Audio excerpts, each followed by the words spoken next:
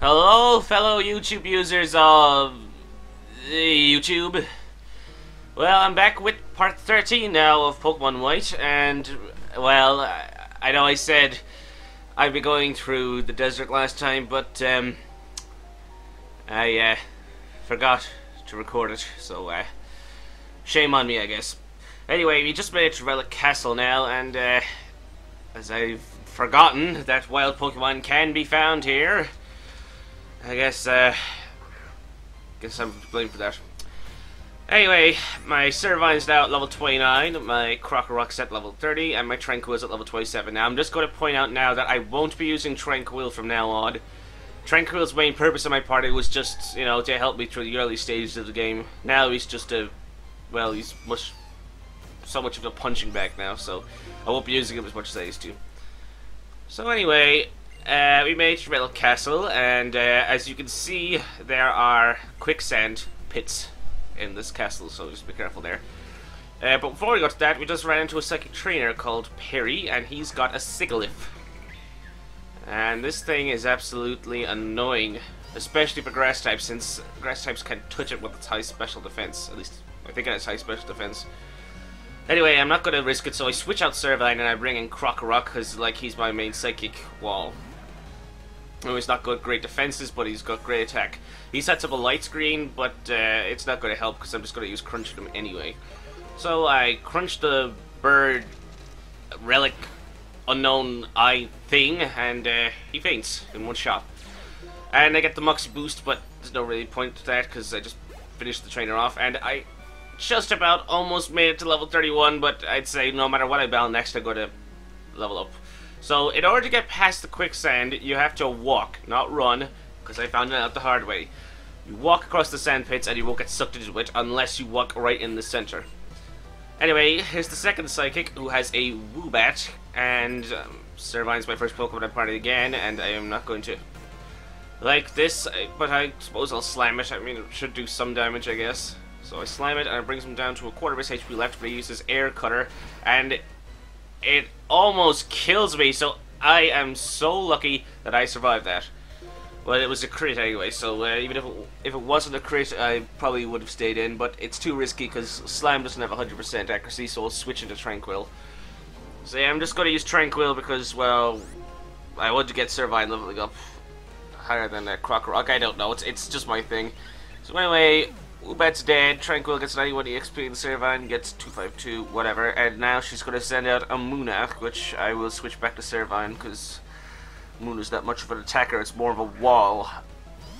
So yeah, I'm back into Servine now, and she sends out her Munna, and it's got Forewarn, the most pointless ability ever, and I use Mega Drain to steal back some HP that I lost. It loses about half his HP, and I gain only a 16th, I think, but I get hit by the hypnosis and I'm put to sleep. And I know I'm not going to survive anything if I'm put to sleep, so I'll switch back into Tranquil. Yeah, the bird's skipping away. He uses Imprison, which is pointless because there's no attack I have has the same thing Munna has, so I just use Quick Attack and it finishes off the... No, wait, no, it doesn't. It survives by about 16th. So I use Quick Attack and it finishes the Woofy Cushion off. So now,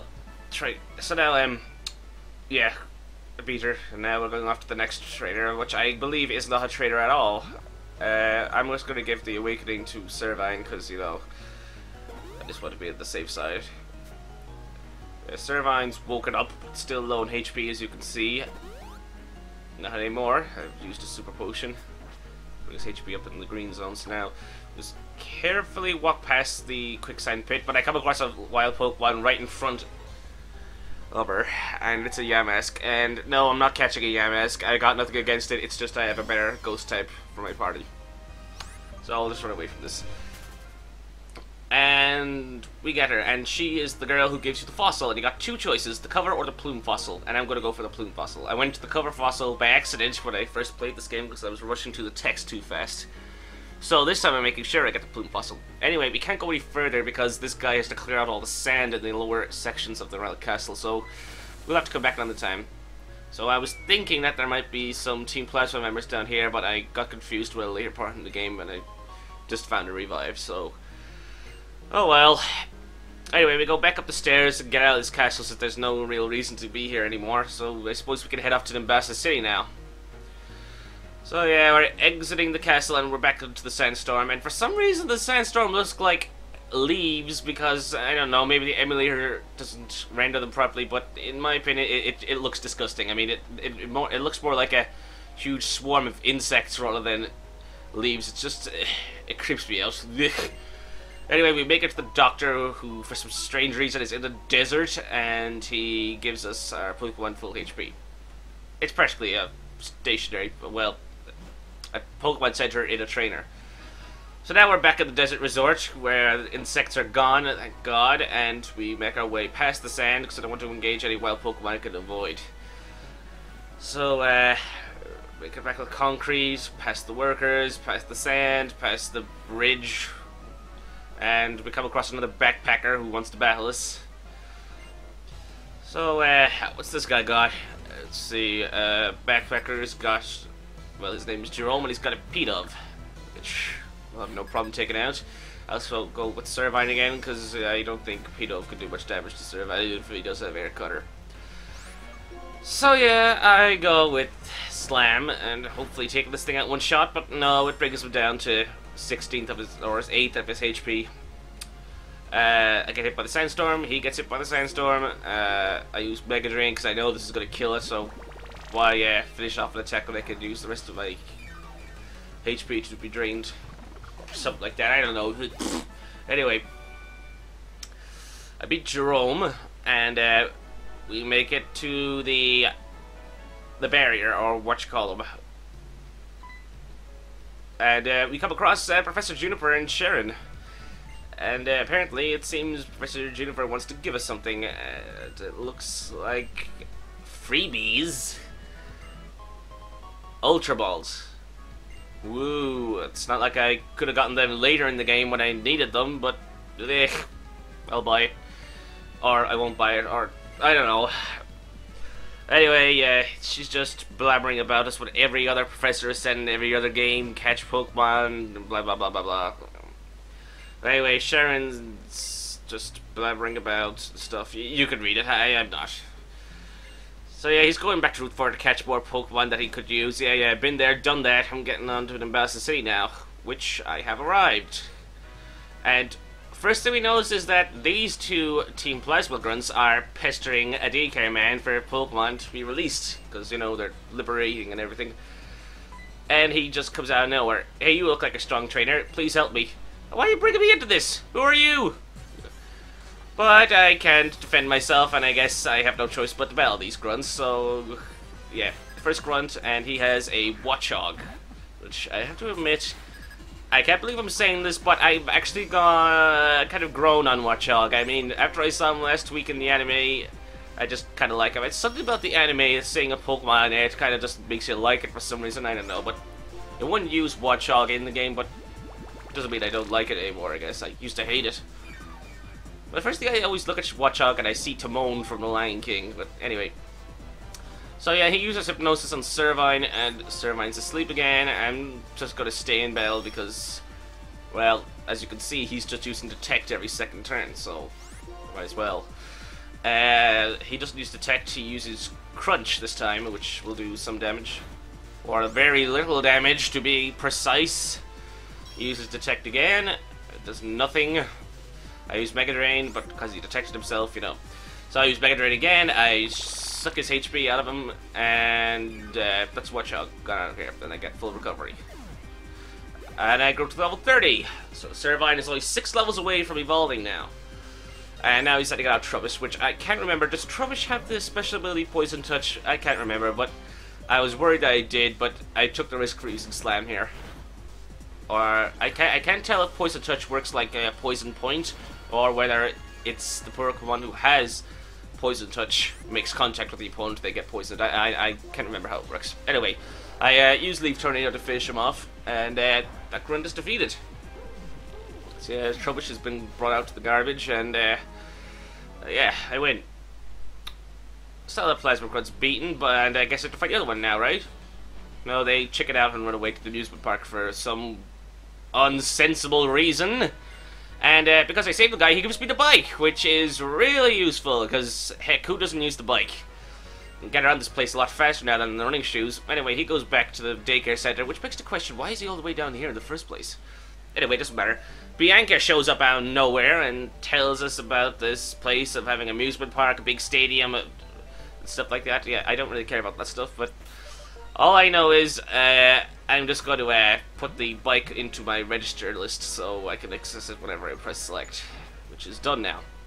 Now I know I have to follow Bianca to the Pokemon musical place, so I guess I have no choice. I'll go there now. And now she starts blabbering Brigless saying, yeah, don't I have to get off my bike? I know bikes aren't allowed in the house. But I'm obviously not in my bike now for some reason. Maybe it's a magic disappearing bike, I don't know. Anyway, we meet the guy from this theater, and he sees us as phenomenal trainers just by looking right at us. And he gives us both a prop case, which you know, is for use when dressing up Pokemon. Now, I guess I have to dress up a Pokemon now, so I suppose I'll just pick Krokorok for ha-has. So let's see what kind of horrible monstrosity I can make out of this thing now. It's on the top screen and the layout, so it's very tiny, so... Well, it's the bottom screen, but it's on the top in the layout, so you know you're gonna have to probably put this on full screen to see it, okay? So let's see what I can do to humiliate Krokorok. I'll give him a top hat, and maybe a bow tie as well, and probably the cane, just, you know, goes with it. Like to see this guy tap dancing would be hilarious. I think I'll mess him up a bit more. Let's see, I'll give him a pair of dorky glasses, and a racket in the other hand. Oh, and a hair bow, and maybe a hula dress. Oh God, what have I done to him? Oh, thank God, at least this one looks like that in the game, or else I would be so scared out of my shit right now. Anyway, Krokorok, after going through his psychotherapy, he's back in my party now, and yeah, that's pretty much all that's really happened in this video. Nothing much else is going to happen except we run into Bianca and she confronts her father, which managed to get here on foot and very fast without using a Pokemon, or I don't know. Anyway, he's arguing with Bianca because he wants to take her home because he's worried that she can't take care of herself when she's out here. But Elsia, the Nimbasa City gym leader, butts into this family matter to tell the old man to stop being such a... I don't know, I can't think of a word that could be safe to use on YouTube. I'm very picky when it comes to this sort of thing. She just says, yeah, go on, live her life. She's old enough to have to do her own thing and stuff like that. Yeah, so... do I really need to go on with this? I mean, really, I'm just standing here watching this, not saying anything, you know? So anyway, he just finally agrees that maybe it's alright for her to do this, like, and stuff like that. And, you know, please take care of my little girl. Oh, whoa! Whoa, man, don't bring me into this, alright? Anyway, Bianca is now free to do whatever she wants, presuming, I mean, I think the game said that she was 18 or something, so yeah, I think she's well old enough to do her own thing by now. I mean, what kind of father... well, it doesn't matter. Okay, that's all that's happened in this video, so I'm going now. See you next time, fellas.